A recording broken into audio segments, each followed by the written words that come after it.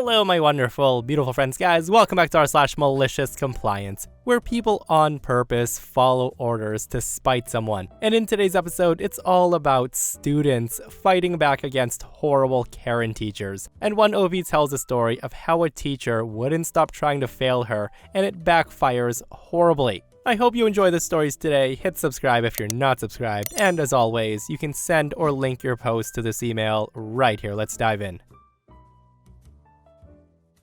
When I was a college sophomore, we had this nasty professor named Mrs. Wang in religion studies, who would act like her subject should be our top priority. Although we came from different majors, religion studies is just a filler subject needed for students in this Catholic college. She wanted us to come to every single class because attendance is a part of her grade, which was fine by me. But there was also one thing that she did all the time that would make students' lives miserable. She would give us too many research assignments for so little time. This class is a Tuesday to Thursday one, so if she gives us 3 research assignments on Tuesday, the assignments are expected to be submitted on Thursday the same week. Now this of course was a problem for all of us, since we also have a lot of other things to do from major subjects. But we all did it, as it would be a hassle to fail a subject like this. Retaking a major subject is acceptable, but retaking a filler subject is annoying. So one Tuesday, she gave us an assignment, a 4,000-word essay to be submitted on Thursday.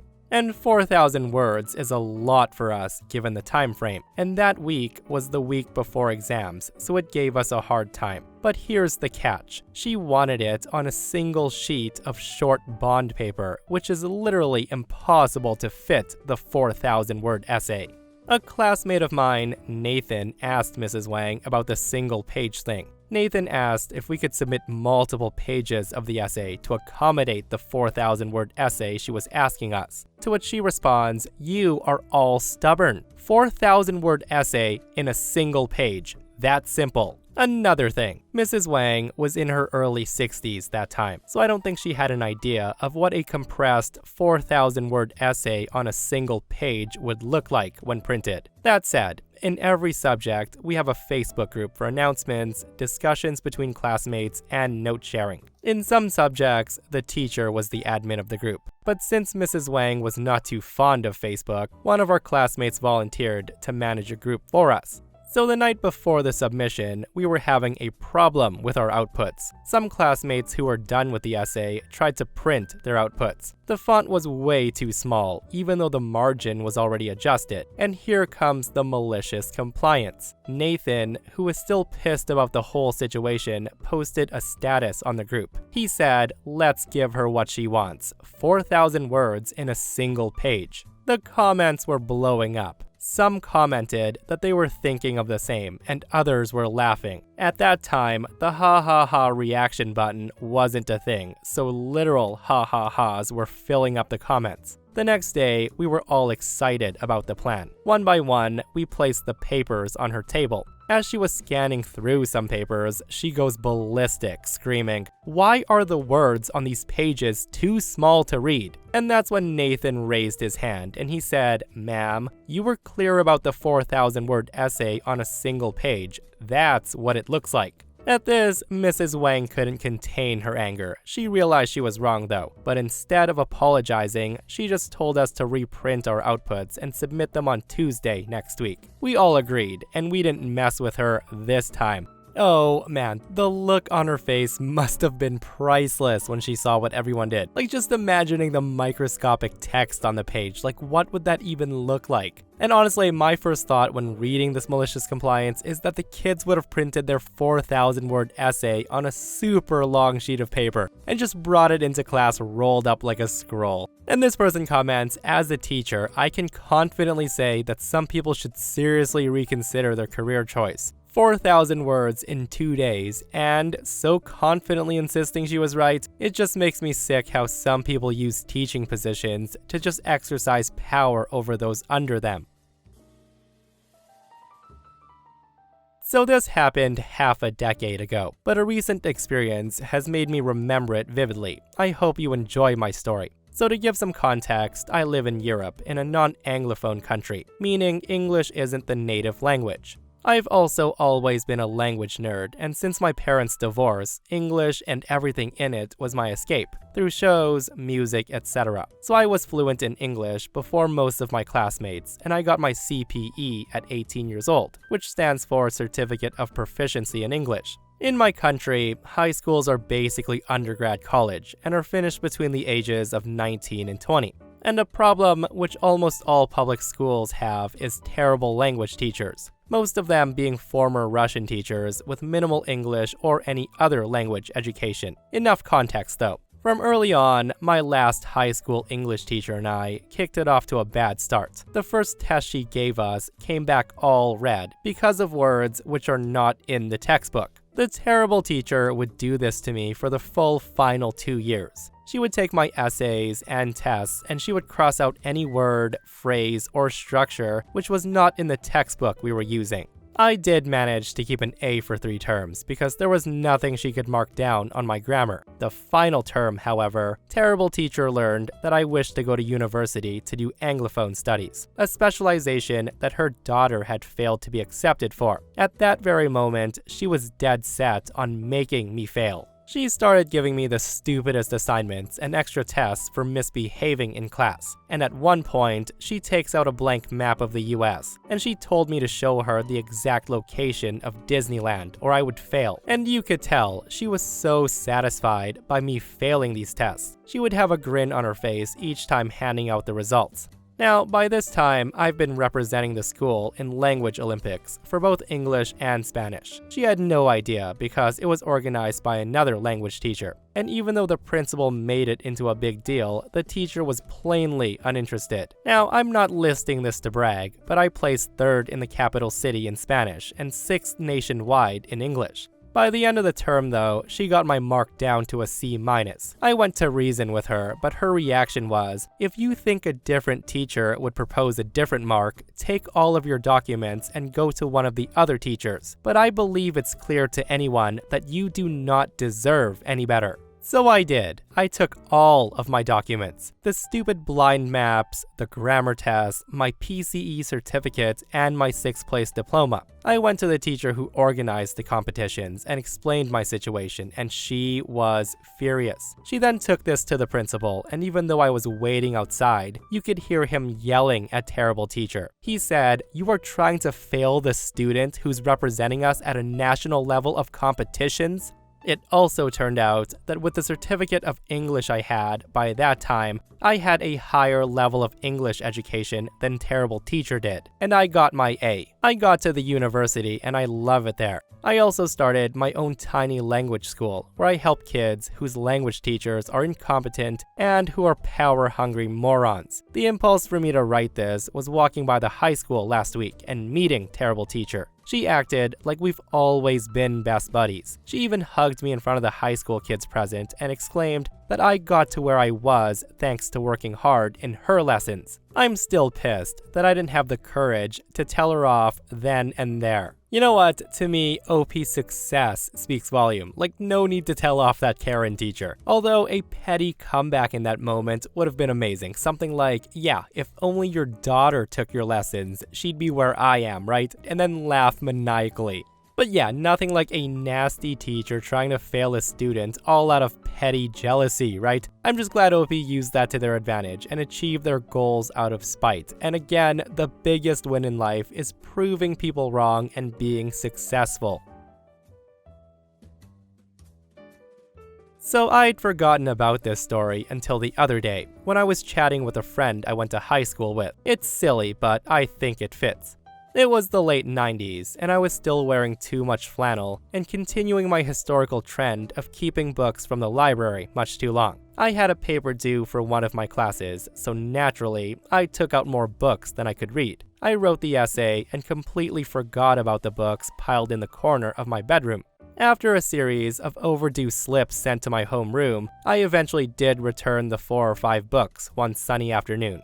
In the anonymous drop-off box during a study period, I then promptly moved on to bigger and better things. Well, about 2 weeks later, I was called down to the assistant principal's office. In that space of time before classes officially started, that was reserved for one thing and one thing only: the delinquents of the school. I walked the halls thinking that surely this was a timing mishap, and I was being summoned to receive congratulations for some kind of award or something. But I was wholly unprepared to hear that I was receiving lunch detention, to start immediately, because I had not returned a single book. Of course, I tried to argue that there was a mistake, since I was sure, like I'm sure I have fingertips, that I had returned it. But the assistant principal could not be moved, and I was sentenced to an indefinite lunch detention until I either returned the book or paid the $16 to replace it. So with that, I left the office, late for the first period, defeated. But I kept my head held high at lunch later that day, as I walked past the entirety of the cafeteria, which held a couple of hundred of my peers. So with my plastic food tray in hand, I went down the hall to the detention room, patiently awaiting detention. I checked in with Mrs. Brown at her desk in front, and I took an inconspicuous seat in the back. Staring down at my canned peach slices, I braced for the worst. I literally feared that a murderous ruckus was gonna break out at any minute, I could tell. But once my ears stopped ringing, I discovered that it was actually a really calm escape from the crowded and rowdy lunchroom. I eat slowly that day, enjoying my young thoughts in blissful quiet, and wondered what kind of heaven was this because it was amazing. And to be fair, I did search far and wide for that book the first day. Attempts to find it in my locker, bedroom, and backpack were fruitless, and the general consensus in my home was that the school was being ridiculous. And here's the thing, I certainly wasn't going to pay for something I didn't lose. So the next day, considering my brief brush with the law and the invisible stain attached to my reputation, I went armed with a book and my lunch, past the maddening crowds to the detention room. I sat there, day after day, for nearly 2 months of lunches. In retrospect, to this day, those remain some of the most relaxing lunches of my life. I had around 40 solid minutes to recharge in mostly complete silence with my lunch and whatever book I was currently reading. I actually had to recount my origin story a few times, since nobody could figure out how the quiet bookworm of a girl who had never been in trouble before had landed in the wilds of detention. But I was mostly left to my own devices in this newly found peaceful retreat. I was also friendly with Mrs. Brown, who had worked for the school district of my small town since I was in elementary school. She must have felt bad for me because somewhere around the 1-month mark, she starts a collection to cover the cost of the book. She added the initial donation, but teachers who would stop by to chit-chat would often add loose change to it, and the race to buy my freedom was on. After a few weeks, she hands me just under $7. Now, my love of solitude was no match for the guilt of carrying around that money, so with a heavy heart, I paid in full for the missing book, and I went back to my old lunch table in the thick of the action. Months later, during the last week of school, I was called down to the library at my convenience, and with sweaty palms, I forced myself to face the music over what was gonna be yet another overdue book at the end of the day. Well, lo and effing behold, the end of the year inventory check had located the book in the wrong section of the library. I received a few sheepish looks from the librarians as they refunded the money and apologized in a backward way that still made me the bad guy, as overdue books are the real blemish on one's character. When my mom found out what happened, she scolded some stern-faced librarians into giving me a proper apology. She also demanded that they look into reforming their system. And here's my favorite part: to take the proper measures to expunge my record, as my mom was very concerned about me carrying around the albatross of a false accusation, apparently. And just like that, my life of crime was over. I honestly enjoyed this post so much, especially because of the fact that OP loved it so much, and it was an escape for them more than anything. It's almost like a wholesome compliance, isn't it? Like, for a bookworm kid that doesn't care for lunch crowds and the pressure to fit in, that literally sounds like the best thing ever. And I would have bet that OP would have continued to go to detention if it weren't for Mrs. Brown and her little donation box. And guys, just reading through the comments of this post, some people are actually saying they did things on purpose to get detention so they could enjoy the peace and quiet. Who would have thought?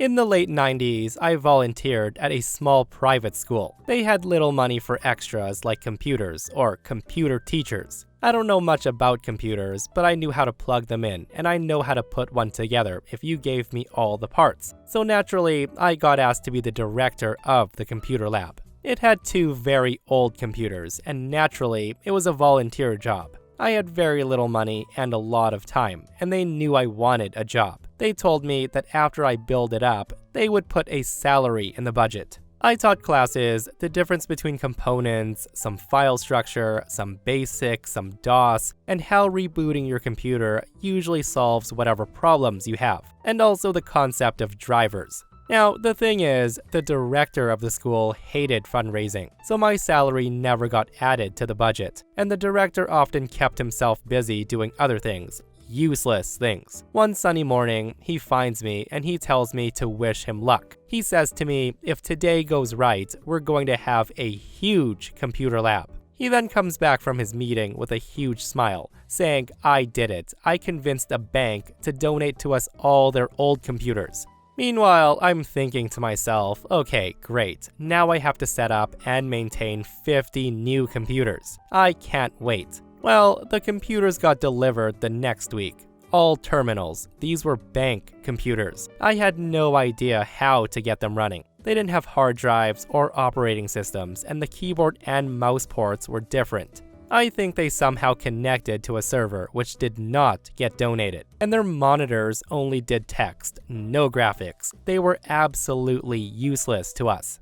We needed something to run America Online and Carta, maybe SimCity. You know, educational stuff. And I had no idea how to get these to work. I tried asking the director, telling him that the 50 computers were useful, but that's when he got super annoyed. He said, I'm sure they can be helpful in some way. They must be worth something. So figure it out, because if you can't, we're gonna have to throw them away. He thought he was threatening me, and he didn't think I would throw out 50 computers. After all, he worked hard to get them. I didn't hesitate at all though. My next class, I had screwdrivers for everyone, and we disassembled everything. If it had a screw, we unscrewed it, and the class figured out which piece was what. And then the class activity was to take the pieces to the dumpster. By the end of the day, there was nothing left. The next day, the director asked me where the computers were, and I say to him, oh, you were right, they were very useful. The students took them apart, learned about all the different components, and then we threw them out, just like you said we should. Hearing that, his face turned all sorts of colors, and he stormed out. What I didn't tell him is that I saved all the RAM from the garbage. I mean, after all, it was in the garbage, right? And I sold them on the online classifieds. Remember Yahoo classifieds? For 20 bucks a piece. There were 2 in each computer, so I got $2,000. I guess they were useful after all. Yeah, I feel that OP's director was scammed into taking that useless crap because some people like to give things away rather than paying to get rid of it. That said though, gotta love how OP used the child labor to help him disassemble and trash those computers so he could sell the worthwhile parts for personal gain. And a lot of people are against that. Like, do you guys agree or disagree with what he did? Like, $2,000 in your pocket in the 90s is probably a lot of money today, which is a nice little bonus for OP. And this person shares a comment that says, I went to a school with a kid that was arrested for stealing all of the RAM out of the private school's computers and using the money he got from the RAM to feed the homeless. It was literally a Mission Impossible raid, and the guy hid in the ceiling until everyone left the building. So this story happened to me in my college days many years ago, and to this day, whenever I remember it, I let out a smile. I graduated in a traditional and very strict engineering school. At the time, there were not substitutive exams of any kind, no matter the reason, so it wasn't uncommon for people to fail subjects because they couldn't attend the test day. In the end of my last year, I don't know how or why, I got the chicken pox. Lucky for me, I didn't suffer at all, maybe a day with mild fever, and that's it. All the itching was completely mitigated with medicine, although externally I looked really bad. More concerned about my appearance than anything, I called and asked if I could take my exam another day. The lady who answered it immediately denies my request, as expected. And then, being as patient and kind as possible, I tried to explain my situation. But then she was very rude and she cut my explanation short, not even letting me say what my illness was. As a last attempt, I asked if I could at least take the exam in a separate classroom. She then told me to wait on the line. I can then hear some people talking in the background and laughing. And after she left me hanging for more than 10 minutes, she comes back to say that there is no way. So I thanked her and then hung up. I don't really know what the heck they expected. That I didn't come and failed my very last test? Heck no. So I went, looking absolutely hideous. Not a square inch of my skin didn't have a mad rash, including my face. In the class, after the monitor arrives, he told me to remove my sunglasses and cap, as per regulations, and so I did, including my jacket and my medical face mask. And oh boy, I'll never forget his facial expression. And this is where my fun begins. During the test, I start to fake cough, like a man about to die. Getting really good on my act, it was really amusing to see the teacher's reaction going from little apprehension to total panic, until he gave up and left, leaving the class unattended. Barely able to hold my bursting laugh at this point, my colleague who got what was going on looked at me, also holding his laugh and shaking his head. In the end, I did pretty well in the exam and I had my fun, including paying a visit to the lady who left me hanging. Later on, after graduation, I found out through a friend that I became sort of a famous joke, like the guy who came back from the dead to attend his exam. So when I was in high school, I was a human piece of trash. Long story short, disciplining me as a teacher sucked. In my second year, by the midterm of first semester, I had racked up something like 100 classes skipped and a bunch of late attendances. I went to class one day and my teacher was so mad about this, so she sent me to the vice principal. Now let me forewarn you, this vice principal was a piece of crap. He actually thought that he was all high and mighty and he treated students like peons. As such, he tended to get quite the attitude from me. Another forewarning, my mom's a school teacher. That said, as I arrived to the vice principal's office, he called me inside. He then showed me a printout of the absences, which admittedly I thought was quite impressive. He then did the typical routine saying, "Don't you care about your future? How should we punish you?" without actually letting me speak. He eventually decided that he was going to suspend me again. He then said, "I need to tell your parents." Now, on my school profile, it's very clear that my mom's a teacher, and may be hard to get during the day. But due to my dad's line of work, he cannot and should not be called unless I'm dead and my mom's not answering. So he calls my mom, and she doesn't answer her cell phone. And then he calls the office at her school, and the secretary says that she's instructing her class, and she'll get the message in 45 minutes. The vice principal is clearly frustrated, and that's when he looks up my dad's number. He tells me that he's doing this. As I try several times to advise him against this, he tells me not to interrupt. And I think to myself, okay, have fun. So the guy dials my dad, who does happen to answer. My dad answers in what sounded like a full-blown panic, given he doesn't get calls from the school unless it's a disaster. The vice principal then tells him what's going on and that I'm being suspended. My smirk begins to grow as I realize the impending doom is nigh. When the vice principal stops, my dad says, "Are you done?" And the vice principal replied in the affirmative. My father then goes on a 5-minute tirade about how he's not supposed to be called at work for this crap, and how the vice principal is incompetent and shouldn't be instructing kids if he can't even read himself, and then asks the VP if he's ever done an important job. Now I'm dying at this point, just barely holding it together as I see life drain from the vice principal's eyes. When he does talk again, he apologizes, and then indicates that he'll send me home. And this is when my dad lights to him again, asking how he came to the asinine decision to kick me out of coming to school for intentionally not going to school. Vice principal tells him that's standard protocol, and he tries to get my dad off the phone, which he willingly obliges, given he's not supposed to be called, period. I did get suspended that day, but I also got a new VP assigned to me me, who was way better and helped me get my crap together.